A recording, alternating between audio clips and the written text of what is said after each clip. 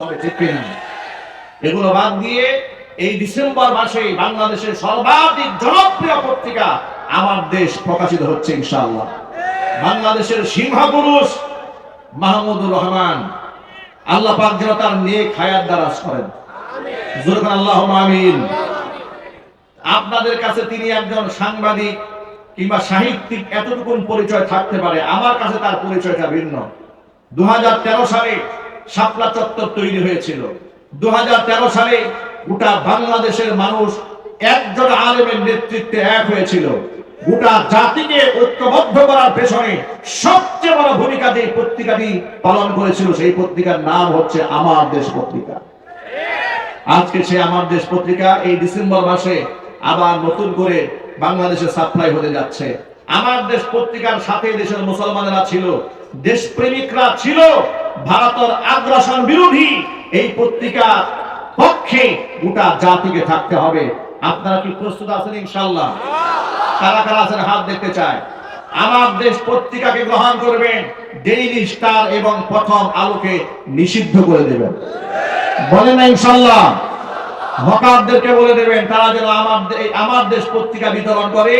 প্রথম আলো, daily star এই ধরনের পত্রিকাগুলো এলাকায় যেন না নিয়ে আসে, তাদেরকে বলবেন। আপনারা সাপোর্ট দিবেন তো ইনশাআল্লাহ? বলেন না ইনশাআল্লাহ? কেন দিবেন শোনেন। কোরআন কারীমের ধারক এবং বাহকদেরকে যে সমস্ত পত্রিকাগুলা জঙ্গি হিসেবে মানুষের সামনে উপস্থাপন করে, পিনাকি ভট্টাচার্যের যে রেকর্ড প্রথম আলোর ব্যাপারে আপনারা যারা সচেতন মহল তারা ইতিমধ্যে দেখেছেন, তারা লিখেছে সেখানে জঙ্গি হওয়ার আলামতগুলা কি কি। যদি একটা ছেলে নামাজ পড়ে ঠিক মতো, ইউনিভার্সিটিতে সঠিক সময় যায়, খুব ভালো রেজাল্ট করে, বাপ মার পকেট থেকে টাকা চুরি না করে, গান বাজনা না শুনে, তাহলে এটা হচ্ছে জঙ্গি হওয়ার প্রথম আলামত। জোরে বলেন নাউজুবিল্লাহ। পত্রিকার পাতায় জঙ্গি হওয়ার প্রথম আলামত হিসেবে যে এটা লিখেছে সে ইসলামের পরম বন্ধু। আপনার যেভাবে আওয়াজ দেন মনে হচ্ছে খুব আতঙ্কে আছেন। যারা পত্রিকার ভাষায় এমন কথা লেখে যে নামাজ পড়লে সে হচ্ছে জঙ্গি, তারা কি মুসলমানদের বন্ধু? তারা কি মুসলমানদের শত্রু? এই শত্রুদের সাথে আমাদের কোনো আপোষ নেই। ঠিক কিনা জোরে বলেন? মনে রাখবেন, আল হুব্বু ফিল্লাহ ওয়াল বুগযু ফিল্লাহ।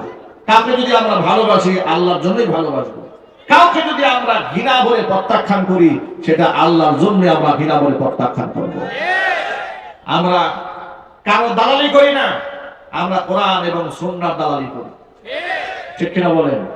কোরআন সুন্নাহর পক্ষে যারা কথা বলবে, যাদের অন্তরে দেশপ্রেম আছে, স্বাধীনতা সার্বভৌমত্বের পক্ষে যারা কথা বলবে, যারা লড়বে, আমরা তাদের পক্ষে লড়ে যাব ইনশাআল্লাহ। একটু ভালো করে ঠান্ডা মাথায় শোনেন। মুফতি হারুন ইজহার হাফিজাহুল্লাহ তার বক্তব্য আপনার সাংবাদিকদের স্টেটমেন্টে আপনারা দেখেছেন। সাংবাদিকদের সামনে তিনি যে সাক্ষাৎকার দিয়েছিলেন তার ইন্টারভিউটা আপনারা ইতিমধ্যে অনেকে শুনেছেন। যে আলেমদেরকে এই প্রথম আলোর সাথে সংশ্লিষ্ট সাংবাদিকরা কিভাবে নির্যাতন করেছে, রিমান্ডে নিয়ে টর্চার করেছে, কত কষ্ট তাদেরকে দিয়েছে, এবং আলেম ওলামাদের ব্যাপারে কত জঘন্য ভাষায় তারা হেডলাইন করেছে। ঢাকা বিশ্ববিদ্যালয়ে যে সমস্ত ছেলেরা প্রকাশ্যে গাঁজা সেবন করে তাদের কিনে এই সমস্ত পত্রিকা কিংবা এই সমস্ত সাংবাদিক কিংবা বুদ্ধিজীবীদের কোনো এক্সকিউজ ছিল না, কোনো মন্তব্য ছিল না। কিন্তু যখনই এদেশের ধর্মপ্রাণ মুসলমানেরা সেখানে দাঁড়িয়ে পড়েছে, নামাজ পড়েছে, টুপি পড়েছে, তাদেরকে জঙ্গি, মৌলবাদ, উগ্রবাদ কিংবা আন্ডারওয়ার্ল্ডের সদস্য হিসেবে পরিচিত করার জন্য এই সমস্ত পত্রিকাগুলো ভূমিকা পালন করেছে। কথা বলেন ঠিক কিনা বলেন?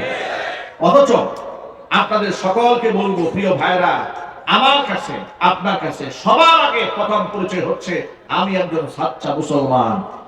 আল্লাহ যে বিধান কোরআনে দিয়েছেন, যে বিধান আল্লাহ রাসূল দিয়েছেন, সেটা হাসি মুখে মানতে চায়, সেটা সমাজে বাস্তবায়ন করতে চায়।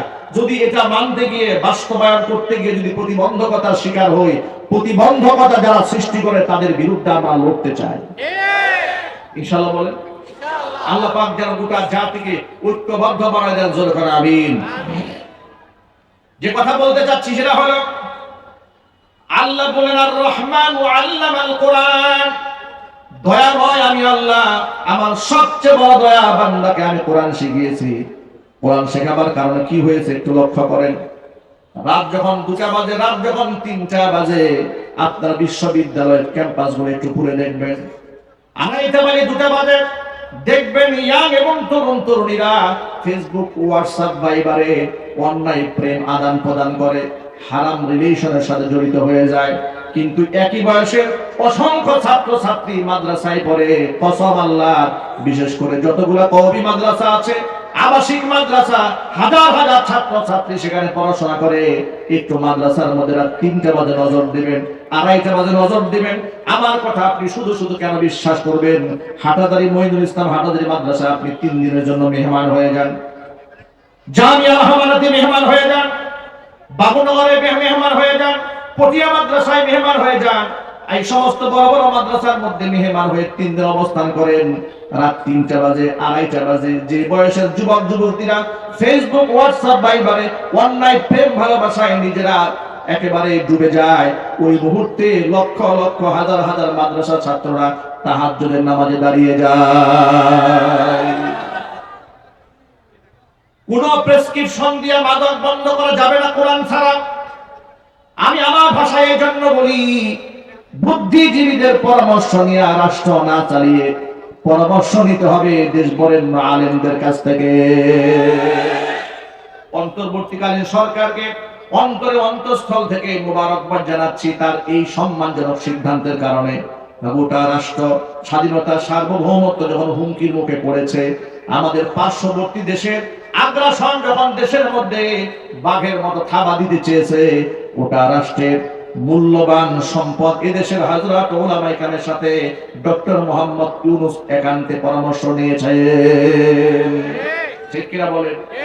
দেশ ৭১ স্বাধীন হওয়ার পর থেকে এই ২০২৪ পর্যন্ত আলেম ওলামাদেরকে সম্মান দিয়ে, আলেমদেরকে সামনে বসিয়ে দেশের কোন প্রধানমন্ত্রী, প্রধান উপদেষ্টা এভাবে তাদের কথাগুলো কাছ থেকে শুনেছেন, মতামত নিয়েছেন, এমন কোন ঘটনা কি বিগত জীবনে ঘটেছে? একটু যদি বলেন, তাহলে তার এই ভালো কাজটাকে মোবারকবাদ দেওয়ার কি দরকার আছে না? তারা আলেমদের কথা শুনেছেন, তারা সব ধর্মের মানুষের কথা তারা শুনেছেন, রাজনীতিবিদদেরকে মূল্যায়ন করেছেন, বিভিন্ন রাজনৈতিক দলের নেতা এবং মুখপাত্রদের বক্তব্য তিনি শুনেছেন।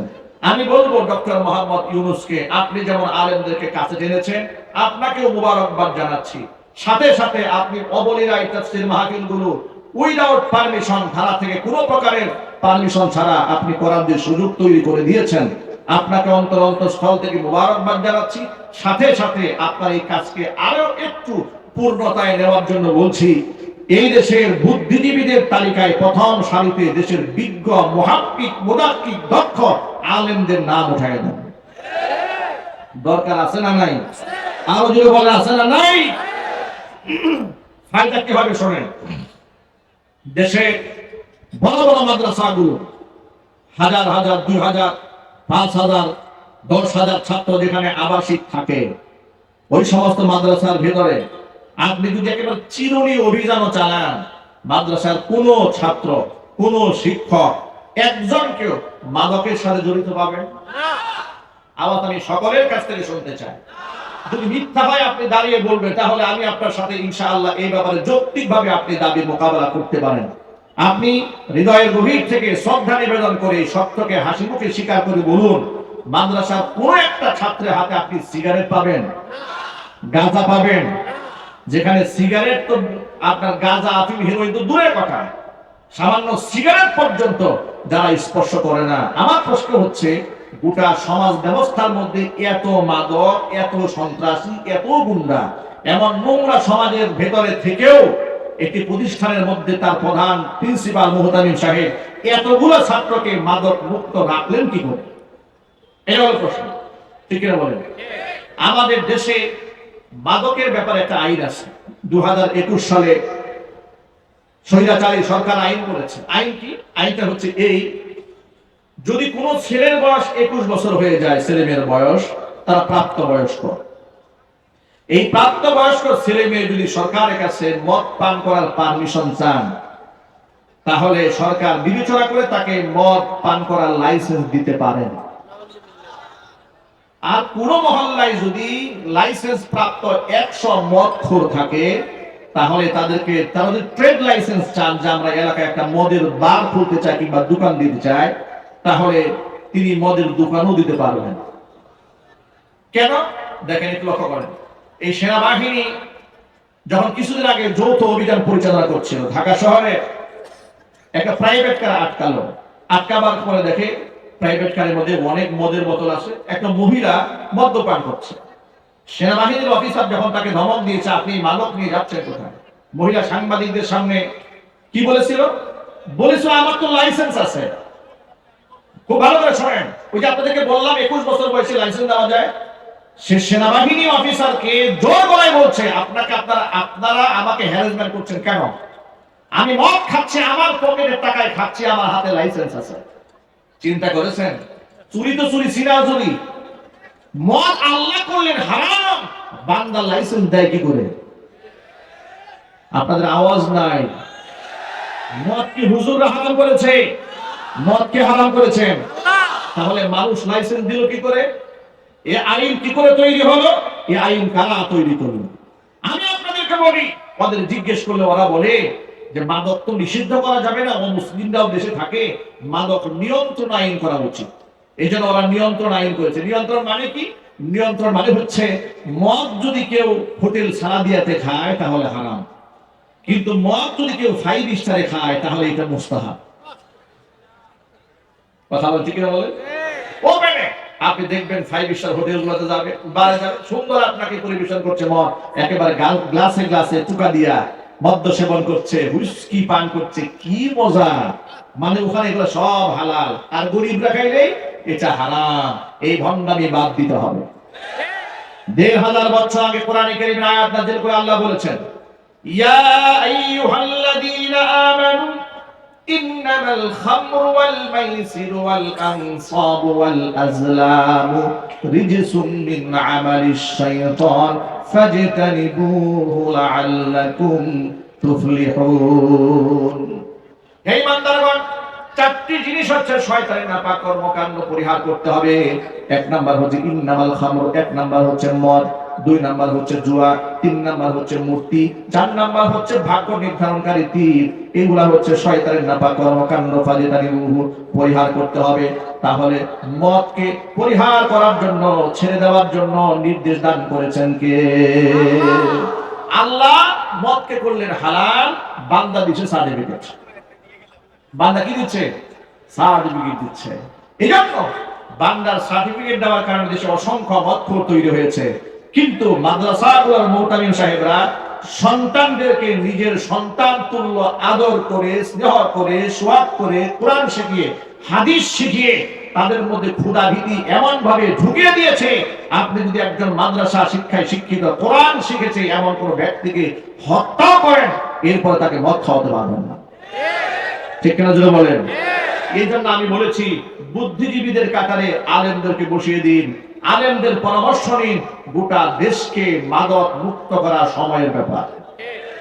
আপনি আলেমদের পরামর্শ নিন, ধর্ষণ মুক্ত সমাজ বানানো একেবারে 1-2 ব্যাপার।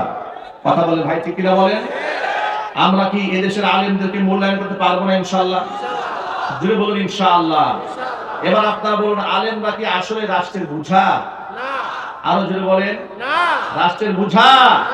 আলেমরা হচ্ছে রাষ্ট্রের জন্য নিয়ামত।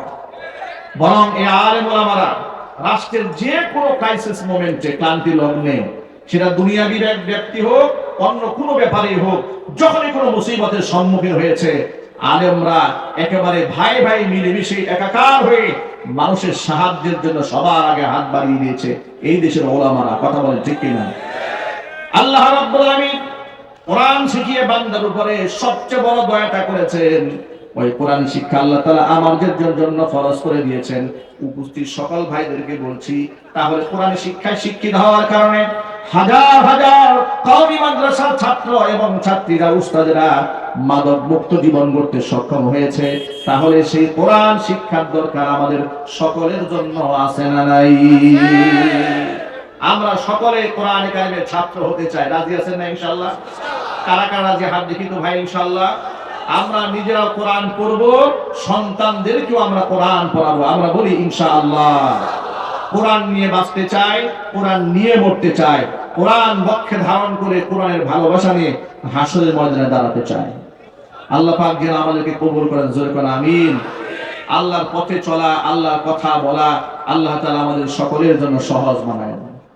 যারা আল্লাহর পথে চলে, আল্লাহর কথা বলে, আল্লাহকে ভালোবেসে সপেছে জীবন, তাদের কিসের ভয়, কে করে পরাজয়, শহীদি তামান্নাতে